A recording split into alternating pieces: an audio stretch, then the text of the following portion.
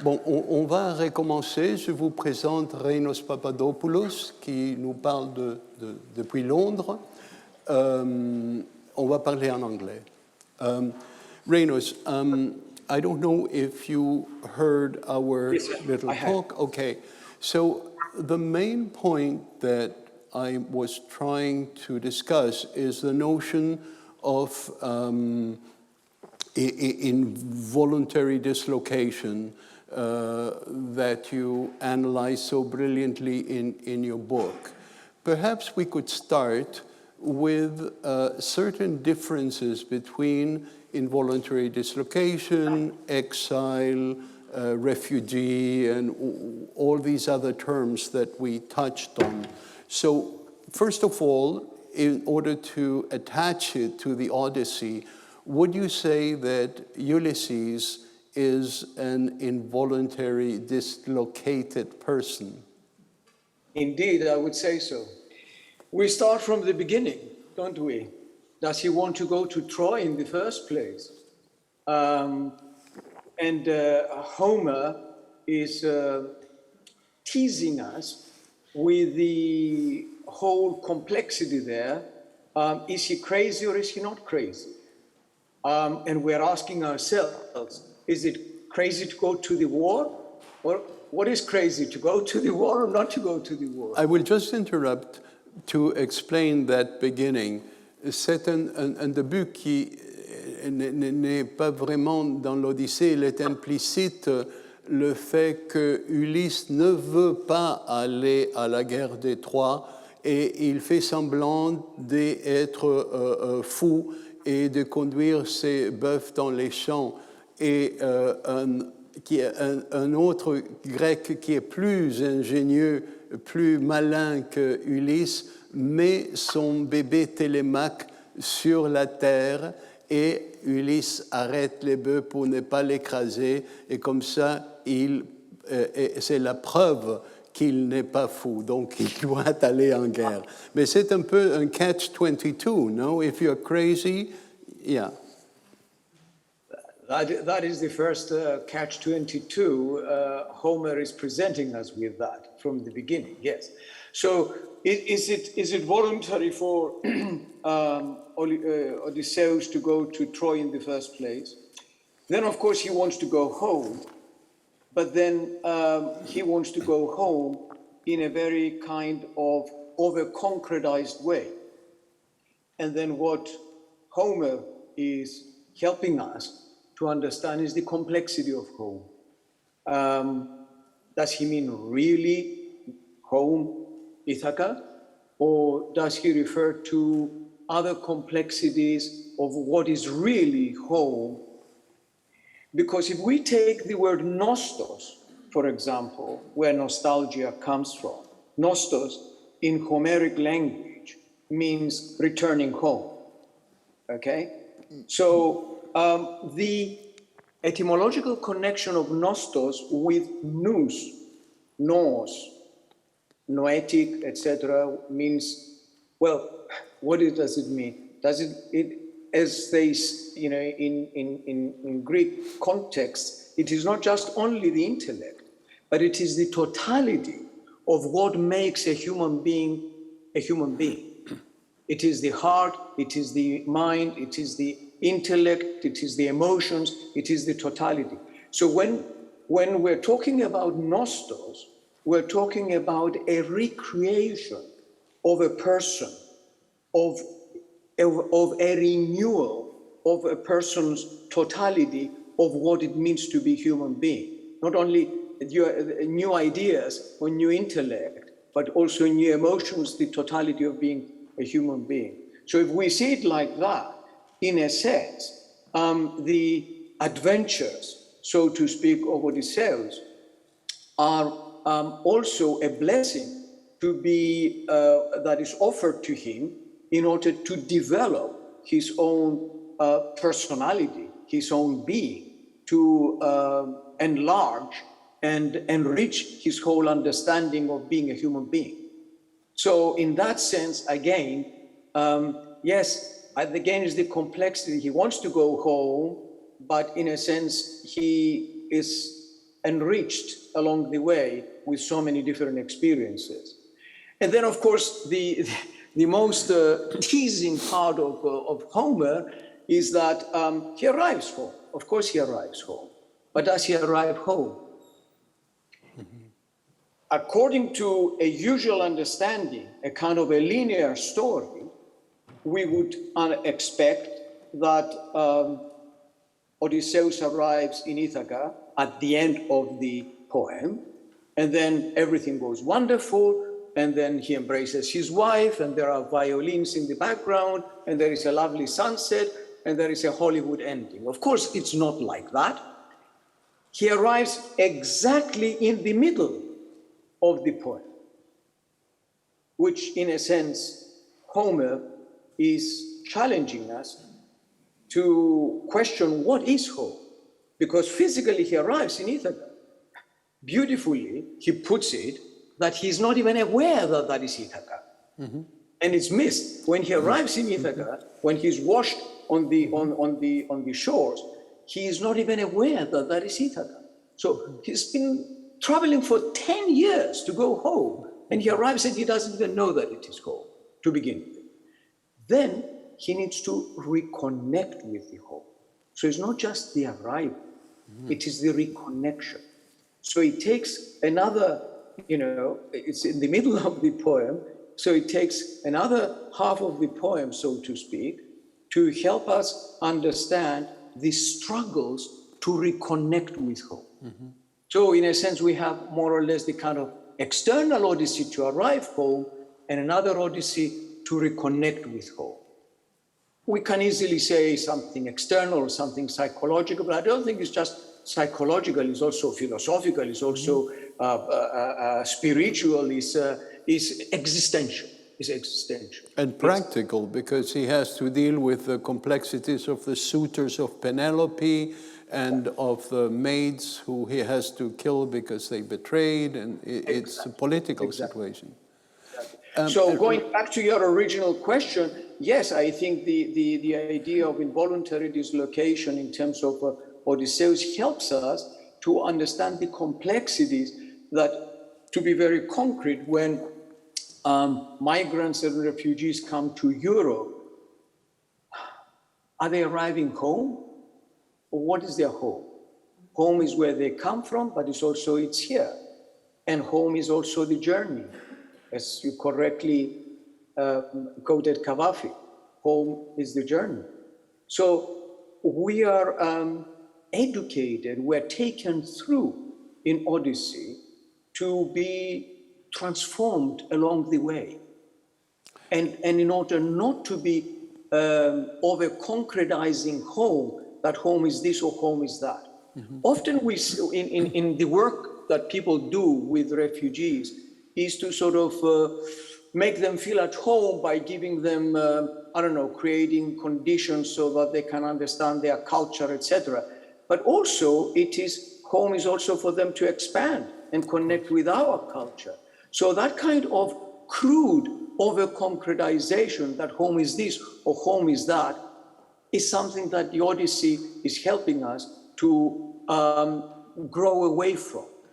Renos, can you give us an example in your experience? Can you, without betraying confidences, a concrete example of one person that you met who is our Ulysses today?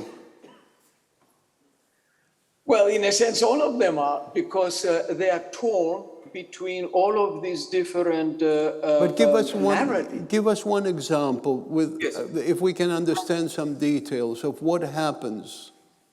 Yes. Well, I'm thinking of actually somebody about that I have written recently about, that I called Abed. That's not his real name. He's from Afghanistan.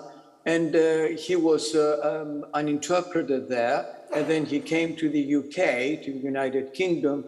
And he needed to have some kind of substance of his own story. And the important thing is that all the various agencies and organizations and services that he connects with, they, in effect, they co-construct a narrative story about him.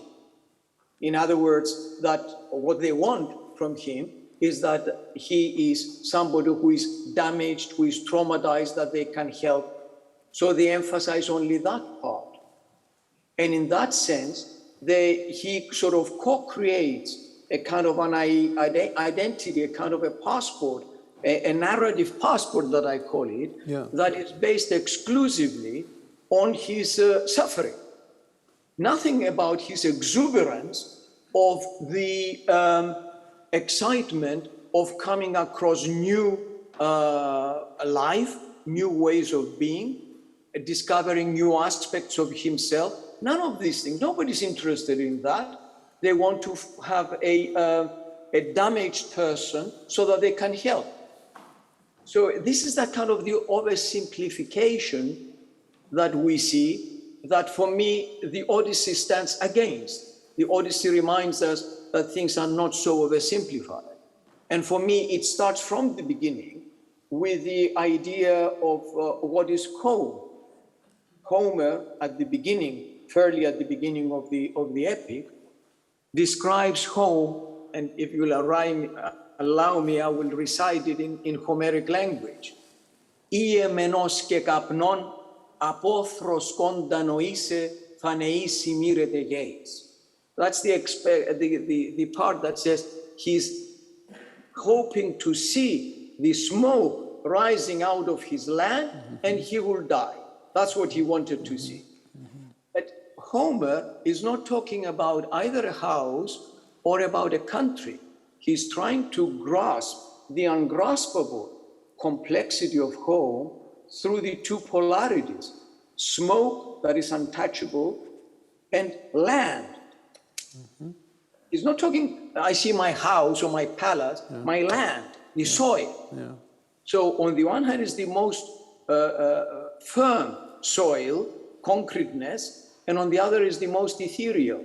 And home is the complexity between these two polarities. And I think that helps us from the beginning not to over-concretize with people.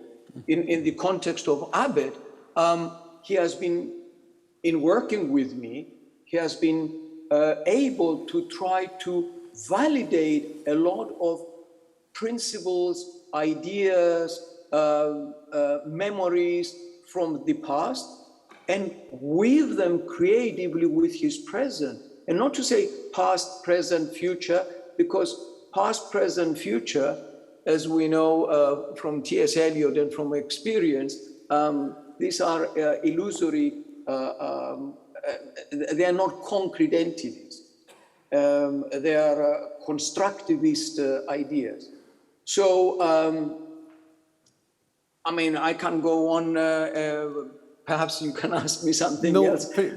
Please go on, but I would be very interested, I think the audience would be interested to talk about more concrete things that you do work as a psychoanalyst, not only with displaced people, but also with the people who help the displaced people. What are the different aspects of this work? Well, on the basis of what I have said, I think one of the most difficult, the biggest difficulty is the over-concretization of these situations, so that we lose the complexity. Usually what I say is that the first victim, the first casualty of being a refugee is complexity. People lose complexity, and because they connect with organizations that expect concrete things, they over-concretize things, and we make monodimensional human beings. So, for example, the whole idea of tell me your story. Which story? Yeah, that's the Odyssey. The Odyssey is exactly that. Tell me your story. It's told 20 times and always different. Exactly, exactly. the expectation in this, with these services is that it is as if a story is something like this, like a pencil. Give me your story, here it is. It's not like that. Yes, yes. It's not like that. So the idea of understanding, and you mentioned it earlier in your presentation, there is no clear coherence because it cannot be. It's a cluster of feelings, images, fears, expectations, beliefs, a whole lot of a cluster that people are struggling to make sense of. And what we should be there is to help them construct that in their own and not to impose our own way of constructing a neat narrative that fits into the model of our own helping professions and our own systems of care in our own countries. You need to emphasize your trauma so that you can get assistance or benefits. If you do not do that, don't tell us about other things. We're not interested in that. Yes. So we deprive them of being human beings. We do not help them to reconstruct themselves as human beings, and we expect some kind of neat story that fits into the boxes of our own caring systems. That is, for me, one of the biggest problems. And the example of Abbott that I gave you is that how gradually I helped him to bear his own contradictions and be able to reconstruct 2 and 3 and 4 and different stories of himself for him, without me settling and saying, this is your story or that is your story, but for him to find that space to be able to reconstruct himself on his own. And what has actually happened is that helped him to begin to develop a kind of a reflective attitude, so that he started actually writing his reflections. And I even encouraged him to write his reflections, but it came from him, and I validated the value of that, and I asked him to do more of that. And then after that, to cut the long story short, he even started writing poetry. And that, he was a person who never read poetry in his life before. Yes. But in appreciating the value of putting things together, not in a logical and coherent sequence, but allowing the totality of his being to participate in this reconstruction of himself, that involuntary dislocation offers the opportunity for people to do. He was able to develop, first he started writing a journal, and then remembering various things illogically, etc. And then that started writing poetry, and he ended up teaching young people poetry classes. How wonderful, how wonderful. Renos, before we go on, because I want you to talk a little bit about different kinds of people with different kinds of problems who are displaced. You yourself have had, if not a displaced person's itinerary, your life was one of displacement. So can you tell us a little bit about that, just to give the background of what you do? Well, myself, I'm Greek Cypriot. I was born in Cyprus. I studied with a UNESCO scholarship in Yugoslavia in the 60s. And then after that, I taught at the University of Cape Town in South Africa for 10 years during the apartheid years. And then I've been in the UK since 1980. So I've lived in different countries.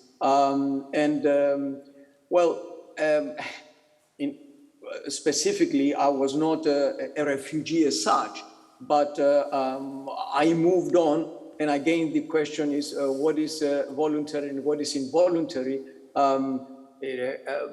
There was no university in Cyprus at the time, so I wanted to go to university, so I had to go abroad. So is that voluntary or involuntary? And again, the idea that I introduced the term involuntary dislocation is to problematize the dimension of voluntariness, because usually that is confused.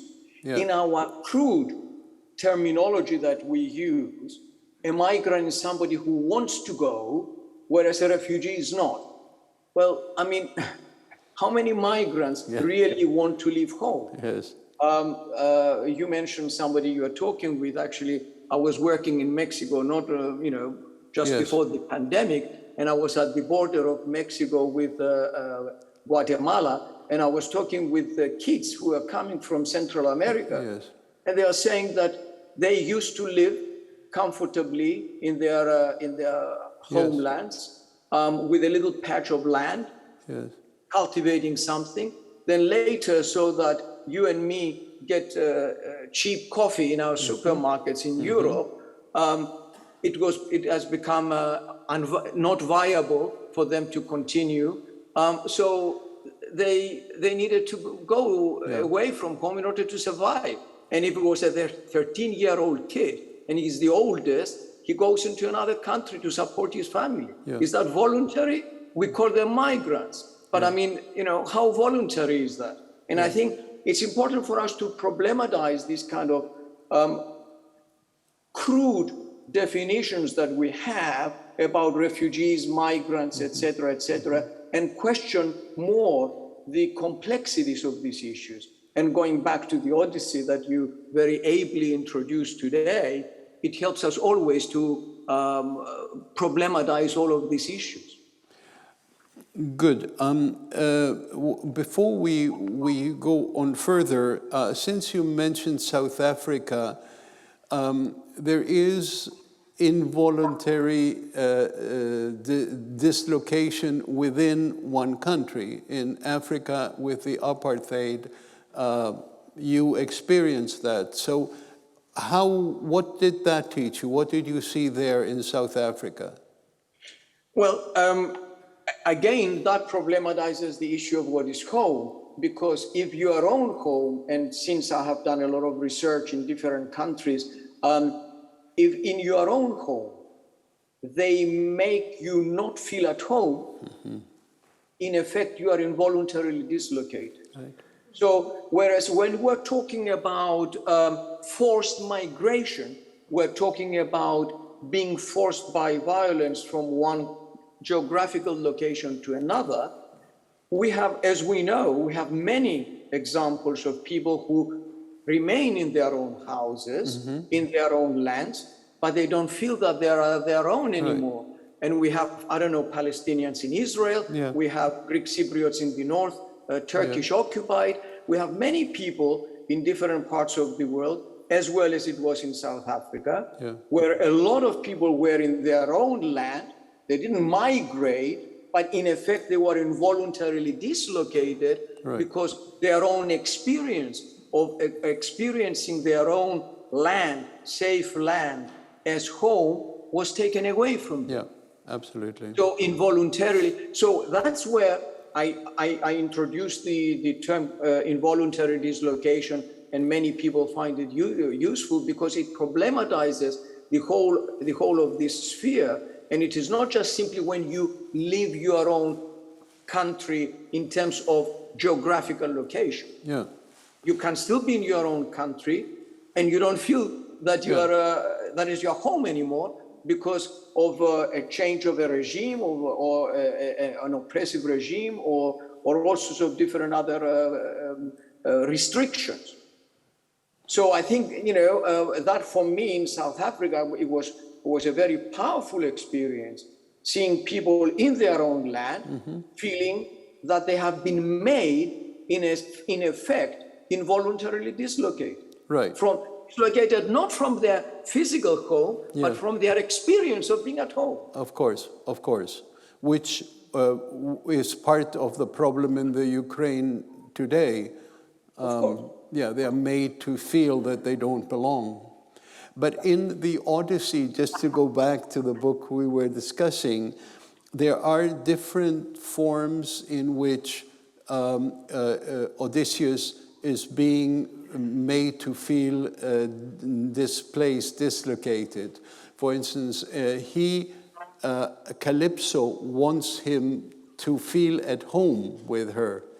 And he doesn't, and he says it very clearly, it is not his home. But he could have felt at home in Alcyone's court. So it's very interesting what you pointed out, that all these different notions that you are not at home come to a head when he comes home and he still doesn't know that he's at home. So what is the question? What is home? What is home for a displaced, dislocated person? The home is the ability to deal with these complexities. And it is not a physical, geographical place as the Odyssey tells us. And you mentioned the idea that when he arrives, Tiresias told him, even when you get there, and as we know that there is that version, that of course he doesn't stay in Ithaca, but he goes on, and that beautiful image that Tiresias says to him, take an oar. Yes. For rowing. Yes. Take an oar with you. Yes. And walk as far from sea as possible. Yes. And when you find people who do not recognize that as an oar, but they will think that it's something that, it's an agricultural... And they don't have salt, don't eat their food with salt. Exactly. In other words, where there is no possibility any longer for further adventures, but actually you can settle, then you can settle. Which is actually an interesting puzzle, because is there any place where they will never recognize that? So it's leaving that with us to sort of consider the complexity that home is not the one position or the other. There is an impulse for exploration and abandoning the familiar in order to explore more, but it's also there is an impulse for going back to something familiar. Yes. And actually, Barbara Cassin talks about planalgia. Yes. Planalgia, not only nostalgia, which is returning home, but an impulse for wandering and exploring further. Yes. And home is containing both the impulse to wander and explore, as well as the impulse to go for the familiar and the settled. If we go only for the one, we're destroying that complexity, and then we are oversimplifying things, and then things will go wrong. Either wandering too much and not returning, or staying too static and falling into entropy. In terms of Jungian psychology, you can tell us a little about the archetype of the wanderer and the archetype of the senex who would stay at home. Can you tell us a little bit about this? Yes, exactly. I think, Jung is talking about individuation virtually as an instinct.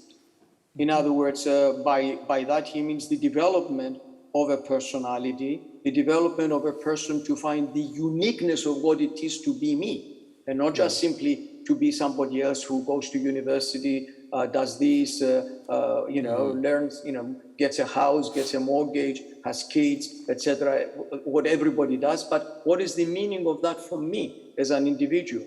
And so the idea of individuation is not to be divided, but to, so it's not just simply individualistic, but to be individuated is to find the uniqueness and the unique meaning of my own being. And in a sense, that is the external exploration, but also the internal reflection and the juxtaposition of these two all the time. If one goes too much on the one, is not enough. If one becomes too stagnant or senex, as you say, the old man sitting and, with the familiar, with the comfortable, then there is no exploration. So both need to be there. in a measure that, of course, there is no recipe about that, and everybody needs to discover that on their own terms, in their own way, with the corresponding pain and adventure and suffering. And this is what the Odyssey is about. Yeah. The books we are going to see all handle the problem of individuation, because they all have the starting point that you mentioned. In Quixote, it is when he loses his library, it goes into his mind, he memorizes, and he goes into action. With Dante is the exile from Florence. That's when he starts to be on the road, but also on the spiritual road. With Hamlet, it's when he comes home that he only then starts to ask himself, who am I, and so on. So I think it's very useful what you have told us, this idea of both the itineration and the concentration, so that in the middle is the possibility of individuation. Yes. Yes. Do you think that Ulysses, do you think that Odysseus, Ulysses, ever comes to know who he is? Well, again, not as a static position, but certainly he is much more developed and much more wiser, and I think that is the genius of the Odyssey, that has survived all these thousands of years and across, so many cultures, etc., because it has this subtlety, and it doesn't have the what I would say the barbaric linearity that we have now in the 20th century. 21st century, sort of, you came from there, you hear, barbaric linearity in terms of geography and in terms of time, etc., etc. The time goes in and out all the time, the places go in and out, etc. And in that we see very subtle things of that Odysseus develops. For example, now you mentioned that, I can think of a small thing that, with all the, I don't claim to be a classic scholar, although I've learned, I've studied a lot of that. don't think I've come across that anywhere else. It's this. When he goes in the underworld, it's a very powerful scene when he finds his mother. Yeah. He didn't know she was dead. But he says, I'll talk to you later. I want to look at Tiresias. Yeah, well, the point I want to make is this. He tries to embrace her 3 times and he cannot, etc. And then he's asking her about what happened, and just look at this. He's asking her what happened to my father, my son, and my wife. Just look at this. My father, my son, and my wife. She replies, what happens to his wife, his son, and his father. In other words, she reverses the order that he goes with one perception and he gets something else. Yeah. Tiny things like that. Yes. So, his priorities, his father, his son, his wife, she changes it. And he sees things differently. So these are the subtle things. These are not, Hollywood cinemascope things that flash clearly to, these are subtle things that we see in Odysseus always. And we need to actually struggle to find the transformation. There isn't any kind of, at the beginning he's this and at the end is that. No. There are subtle things everywhere. And I think this is what is the richness of the Odyssey that helps us to understand and to value. Another detail, since you're pointing out these small details, when he is in the land of the dead and he speaks to Achilles, and he speaks to Achilles in terms of heroics, which somehow applies to him. Achilles says, I'm not interested. I will put everything away. I will be a slave if I were alive. Compared to death, nothing is worth it. And that is huge for this man who is presented as a hero. Exactly. And in fact, just carrying on from what you're saying, I love talking with you. What is his mother's name? Yeah. His mother's name is Anticlea, yes. Anticleos, against yes. fame and glory and renown. Completely the opposite. Yes. So, he goes there puffed up and all of that, and he encounters his mother. He cannot connect with her, but he's connecting with Anticlea, with the opposite of what he has been following. So, I mean, the subtleties are everywhere. I mean, at the beginning we mentioned, not to add too many more things to complicate the audience, when we talked about the feigning madness at the beginning, what is he doing? He's sowing salt instead of grain. He's sowing salt. But salt is seed. That's where he's going to spend most of his time. I didn't notice that. That's a brilliant detail, Renos. Yes. And I mean, there is another one. And talking about that, Tiresias is talking to him about when he's going to die. Yes. And then it's a very famous thing that it's debated by classicists. There is ex allos, and that is there are at least 3 interpretations of that. Outside the sea, in other words, you're not going to die in the sea. Yes.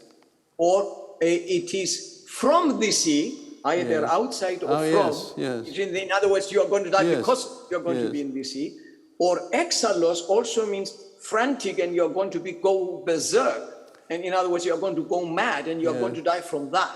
Right. So the word exalos, that Tiresias says to him, you're going to die from, it has 3 different meanings, which again helps us to grow in that and explore ourselves, rather than, like the books in airport lounges that tell you what you should be doing with your life. Yes.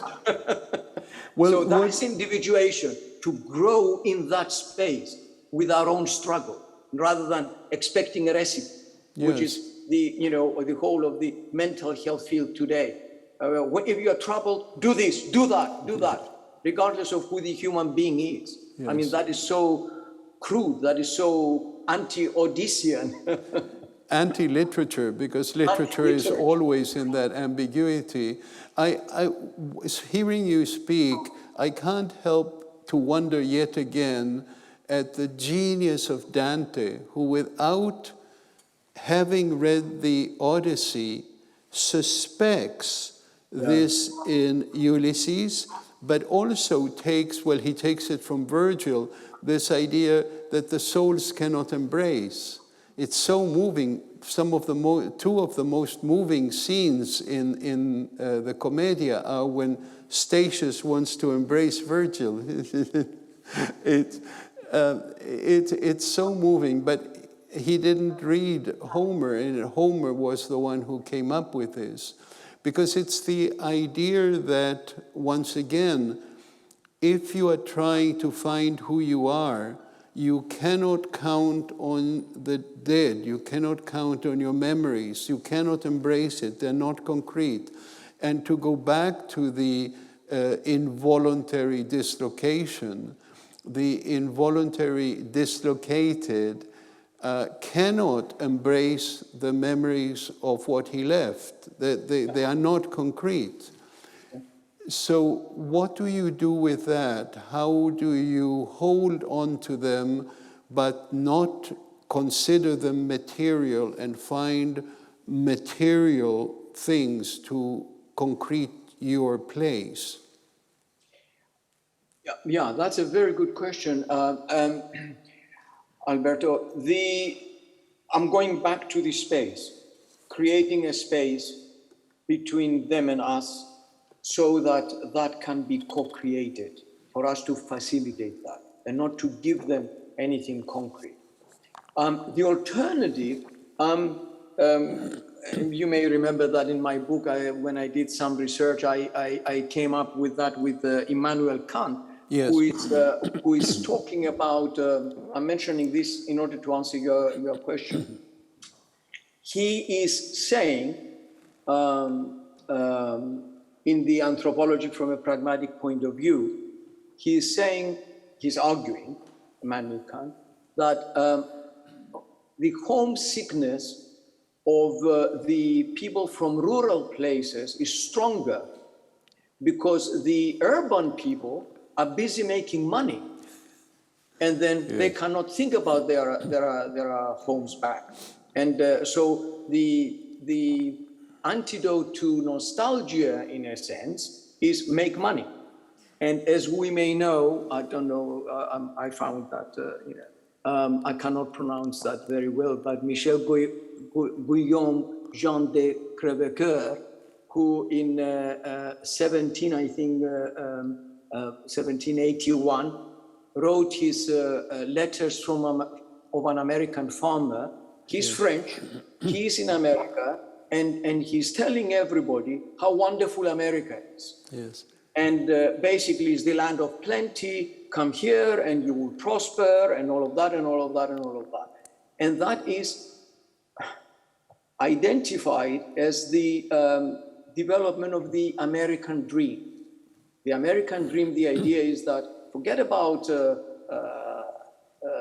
nostalgic things and all of that. Get on, make money, get a better house, get a second house, get a fat bank account and all of that, and then that will cure you of any homesickness. And the idea is that they are playing on the Latin saying patria ubi bene, or ubi panis ibi patria, wherever there is your bread is your country, or wherever is good is your country. So it's turning it. So the over concreteness of get on, integration.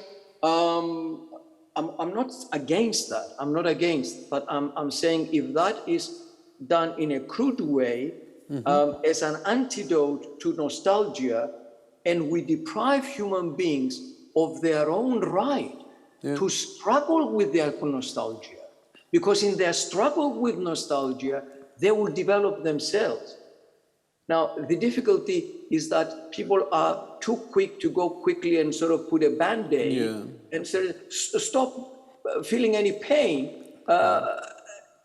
But pain is part of human beings to discover in their road to individuation the uniqueness of their own being and enhance it and deepen it.